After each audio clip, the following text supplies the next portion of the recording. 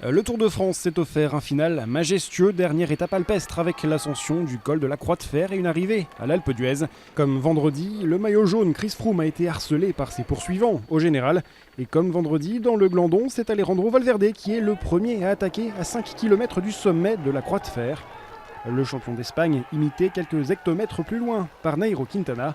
Au sommet, Christopher Froome se retrouve sans le moindre coéquipier. Les favoris se rejoignent dans la descente.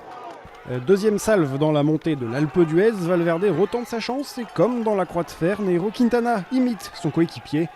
L'Espagnol ne pourra suivre le rythme imposé par son leader. Le Colombien s'offre un duel avec Thibaut Pinot mais ne pourra revenir sur le Français, vainqueur de l'étape. Il passe tout de même la ligne avec 1 minute 20 d'avance sur Froome.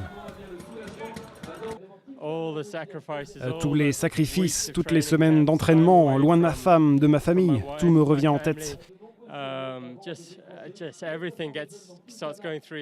Et bien sûr, j'étais proche de la limite, je luttais pour gravir cette dernière ascension, mais je devais trouver quelque chose d'autre, une motivation pour m'emmener jusqu'au bout.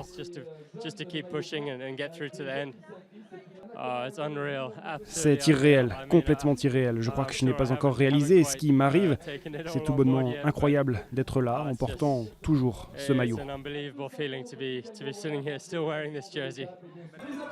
Comme vendredi, la Team Sky est apparue fatiguée, mais le maillot jaune aura eu le mérite de ne jamais paniquer. Réveil trop tardif pour Quintana, revenu à 1 minute 12 du leader du général. Chris Froome passera donc dimanche son 15e et dernier jour en jaune, avant d'officialiser sur les Champs-Élysées le gain du 2e Tour de France de sa carrière.